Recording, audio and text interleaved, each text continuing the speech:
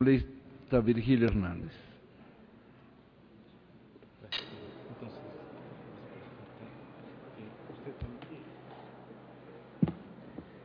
Sí, gracias, presidente, colegas asambleístas.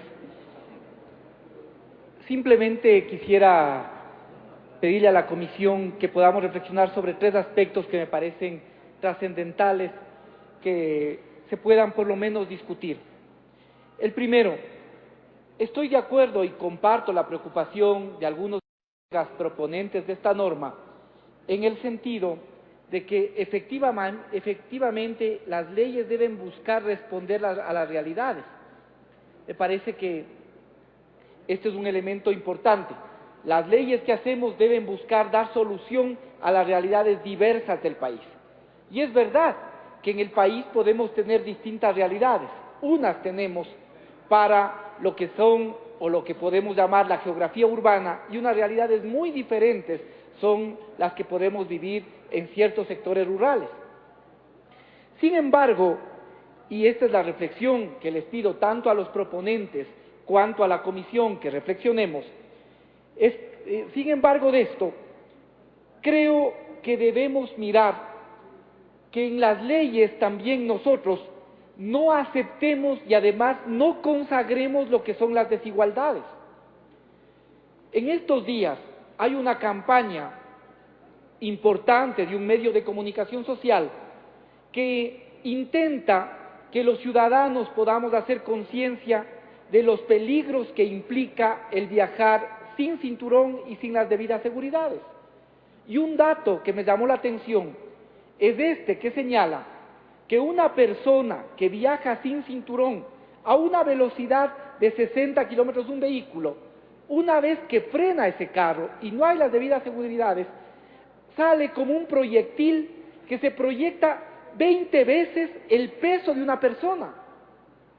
Por lo tanto, cuando va en estas condiciones, y esto creo que es, por eso me parece que es una campaña cívica importante, porque muchas veces nosotros de forma cotidiana, yo mismo, con mis familiares, mis hijos, con las personas que a veces uno quiere, puede llevar en condiciones no adecuadas y transportar a las personas no adecuadas. ¿Qué pasa el momento que un vehículo colisiona? Se generan accidentes que son catastróficos y lamentables. ¿Qué es lo que podría y cuál es el riesgo que les pido que se reflexione? Que aquí nosotros estaríamos consagrando a través de una ley una desigualdad. Estamos exigiendo y estableciendo mecanismos para poder sancionar y sobre todo para poder precautelar la vida de quienes van en los vehículos, de quienes se transportan en los vehículos, no solo transporte público, sino transporte privado. En la reforma establecimos una sanción de 4.5 puntos por no utilizar el acompañante, el cinturón de seguridad. Y sin embargo, cuando nos estamos buscando como sociedad llamar entre todos la atención para poder corregir un grave problema que tenemos como sociedad, que es el de la transportación pública, al mismo tiempo queremos como ley establecer una excepción que garantiza o que establece que precisamente a las zonas más pobres de nuestro país las condiciones de transportación no cumplan con esos requisitos mínimos. O sea, nos ponemos cada vez más exigentes en los controles para las ciudades, nos ponemos cada vez más estrictos en vigilar que las condiciones en las que nos transportamos en el transporte público y privado en las ciudades sean las adecuadas, de acuerdo no solo a la normativa nacional e internacional.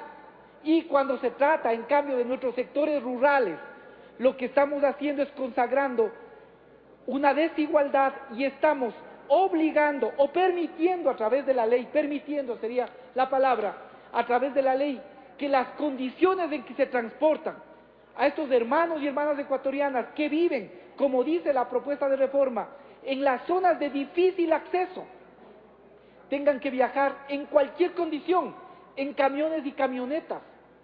Ya estamos en esta reforma directamente nosotros estableciendo que los vehículos que efectivamente pueden trasladar son camiones y camionetas.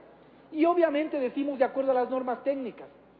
Creo que estamos cometiendo un error y estamos a través de la norma intentando o buscando establecer una desigualdad.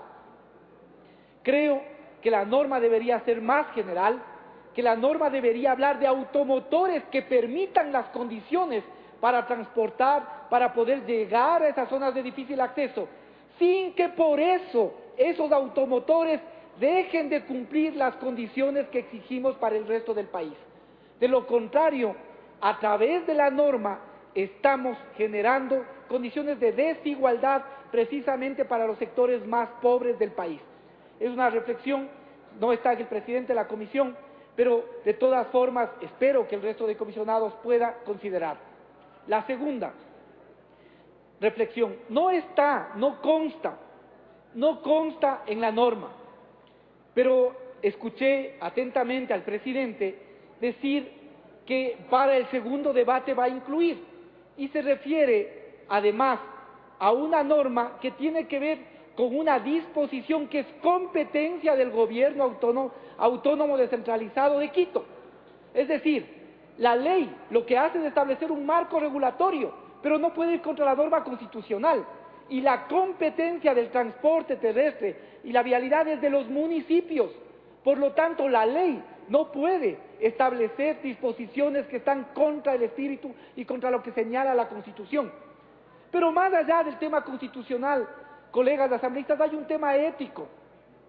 En esta ciudad, todos los habitantes de esta ciudad, tenemos y estamos obligados a cumplir la restricción del pico y placa. Todos. Yo tengo un solo vehículo. No soy de los que tengo 2 vehículos para poder transportarme cuando me toca el pico y placa. Por lo tanto, los lunes, cuando tengo pico y placa y tengo, por ejemplo, compromisos con los medios de comunicación, tengo que hacerlo como hacen todos los quiteños y quiteñas y todos los que viven aquí en esta ciudad, a través del transporte público y de las distintas modalidades de transporte público, o acudiendo a los mecanismos de solidaridad ciudadana. No me parece, y expreso porque precisamente escuché que se va a establecer esa excepción, me parecería lamentable y vergonzoso que no solo estemos contra una norma y una disposición constitucional, sino que además establezcamos mediante ley un privilegio para los que somos asambleístas. Perdónenme, estimados colegas, pero creo que esas acciones son las que merecen el rechazo ciudadano y son las que generan que a los asambleístas o congresistas la población también no nos gratifique a veces con su apoyo. No me parece adecuado desde ahora, no está en la reforma, pero como se ha dicho que se va a incluir, en primer lugar creo que es inconstitucional y en segundo lugar es vergonzoso garantizar un privilegio a través de la norma.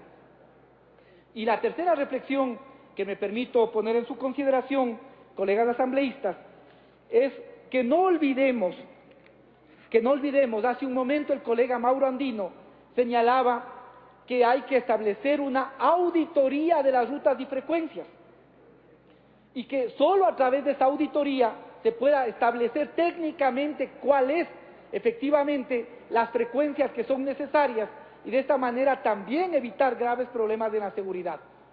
Yo quiero señalar que cuando hicimos esta ley se estableció una transitoria. Esa transitoria hablaba de que la Comisión Nacional en el plazo máximo de 2 años establecerá el Plan Nacional de Rutas y Frecuencias, que se incluirá en el programa de implementación de datos de operación que deben efectuarse. Pasaron los 2 primeros años y nada del Plan Nacional de Rutas y Frecuencias. Hicimos la reforma a la ley y establecimos un nuevo plazo. Va a pasar ese tiempo y otra vez nada de las rutas y frecuencias, con lo cual todas, absolutamente, las rutas y frecuencias, voy a concluir, señor presidente, son ilegales porque están dependiendo de que pueda hacerse lo que ordena la ley.